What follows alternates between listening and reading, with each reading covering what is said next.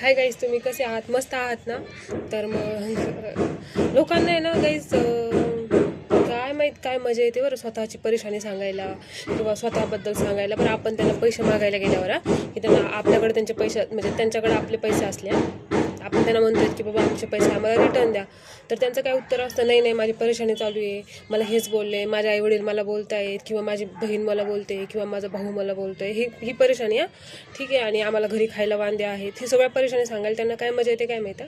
त्याच्यात बघा, समजा मी माझं पर्सनली सांगते. आता मी जर परेशानी सांगायला गेले तर माझ्याकडं खूप मोठ्या परेशानी आहेत, किंवा मला माझ्या मुलांच्या शाळेसाठी पैसे लागतात, माझा नवरा काही कमवत नाही, माझ्या आईवडिलांच्या घरी म्हणजे किरायाने राहते मी, हे माझ्या आईवडिलांचं घर आहे, मी किरायाने राहते, मला प्रत्येक महिन्याला किराया द्यावा लागतो. मला 3 दिवस झाला गॅस संपला आहे, मला गॅससाठी पैसे नाही आहेत. मी माझं कसं तरी ॲडजस्ट करते, कारण की मी फोन पण घेतला, माझ्याजवळ फोन नव्हता, त्यामुळं मला एडिटिंग करायची होती प्रॉपर, त्यामुळं नवीन फोन घेतला मी. अशा खूप साऱ्या परेशानी मी पण सांगू शकते, पण मी कधीच परेशानी कधीच कोणाला सांगत नाही, आपलं हसत खेळत करते.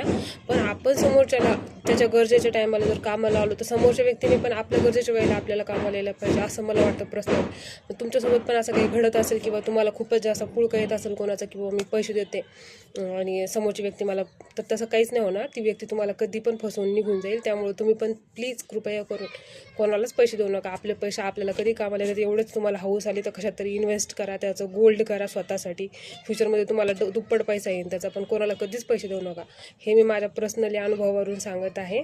आणि थँक्यू गाईज, कारण की मला असं नाही वाटत मी एवढं जास्त बोलू शकते तुमच्यासोबत, कारण की जरा कॉन्फिडन्स आहे ना, असा आहे नाही माझा, असा आहे. त्यामुळं जेव्हा माझा कॉन्फिडन्स एवढा होईल ना, तेव्हा तुम्हाला मी प्रॉपर एकदम छान अशा गप्पा मारेन, जस्ट तुमच्या मैत्रिणीसारख्या, तुमच्या बहिणीसारख्या, किंवा जस्ट मला आवडतील अशा, कारण की मला गप्पा मारायला खूप आवडत आहे. Thank you, bye.